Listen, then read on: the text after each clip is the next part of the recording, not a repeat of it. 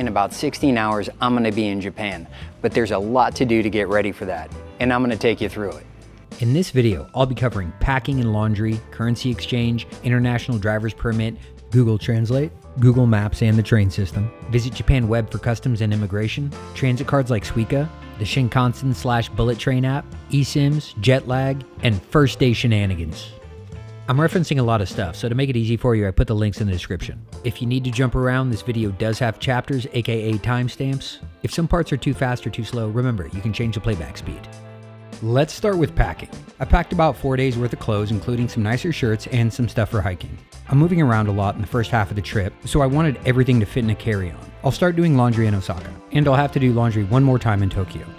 If they have community laundry facilities at your hotel, just be aware they might not be available.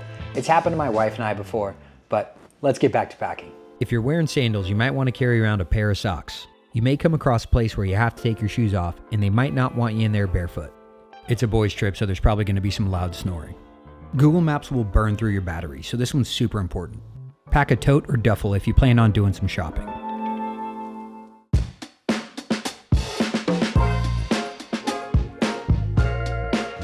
Now, there are a couple different ways to get yen in the States. You can call your bank, have them overnight some yen, you can pick it up for a small fee, or you can do what I'm going to do and go to a foreign currency exchange. I'm going to see what $100 gets me. You've unlocked currency exchange. I'm back, and they put everything in a little envelope, but let's do some math and see what the exchange rate is. I gave them 96.41 USD. You can see the math in the exchange rate here, and they add a fee, and you can see the total. So all in all, it's a $3 exchange fee. And I think it's worth noting that it's slightly off of what Google said the exchange rate should be. Now, if you're already in Japan and you need some yen, I recommend going to 7-Eleven. Super safe, and it's a good exchange rate. I withdrew 10,000 yen, and the transaction fee was 110 yen or 74 cents. The fee isn't based off a percent, it's a flat fee. And if you want to know more, I put the link in the description. If you like Mario Kart and you like cool experiences, there's a good chance you're going to want to do the Mario Kart experience in Tokyo, which is basically go-karting through Tokyo. And if you want to do this, you're going to need an international driver's license. Go ahead and search international driver's license in Google or whatever search engine that you use, and you'll probably pop up with AAA. It'll give you a link right there, and you can download a form, fill it out, pop by your local AAA, and get your international driver's license. It'll run you about 20 bucks.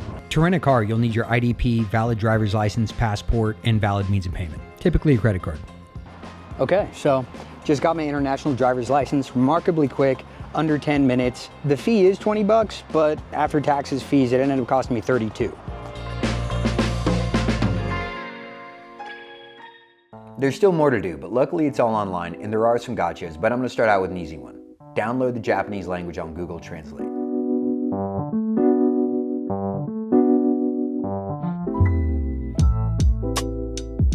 Now let's talk about Google Maps and how to use the train system.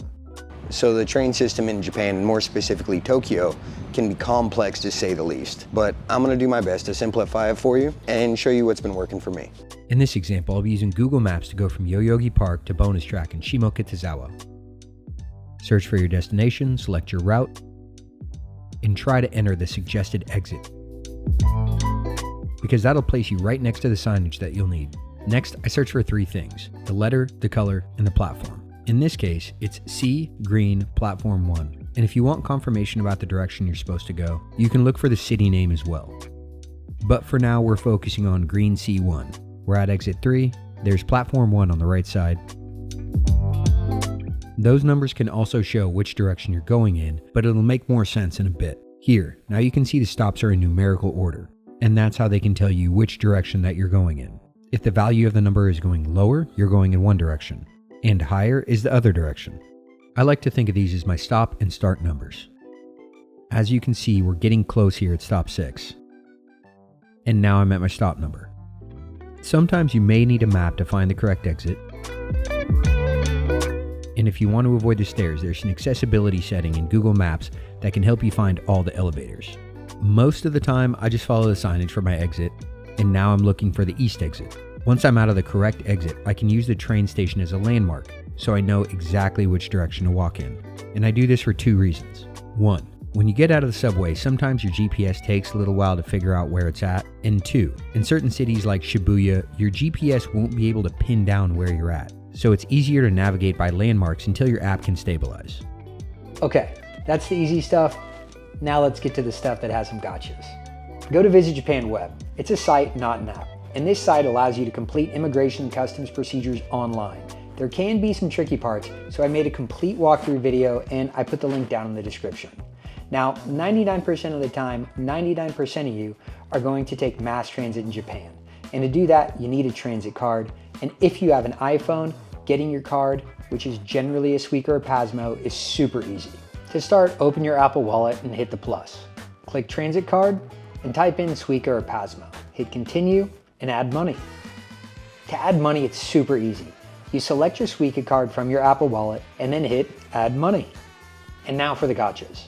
Android users, I'm sorry, but you're gonna have to get a physical transit card, but you can do that at the airport. If you're asking why, it's a hardware issue, and I heard that the newer Androids will actually have the hardware that it needs to have those digital transit cards.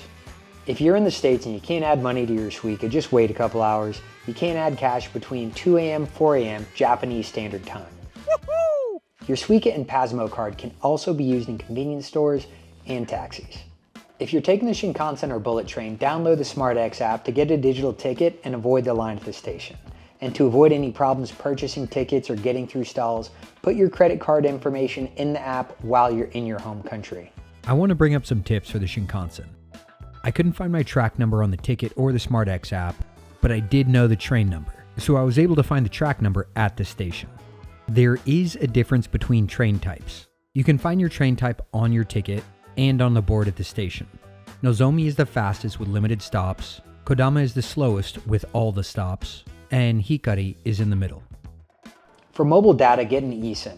I've used Ubigi and my wife likes Airalo. Purchasing mobile data from them is considerably cheaper than going through your carrier. Your phone needs to be completely paid off. Otherwise, your carrier won't let you use an eSIM and you'll have to pay through them. So once you get to the airport, there's 2 things you're gonna wanna do. You're gonna wanna get your mobile data. I got 10 gigs for 17 bucks and it's gonna last 30 days. And the other thing is calling your credit card company and letting them know you're gonna be out of the country buying stuff in other countries.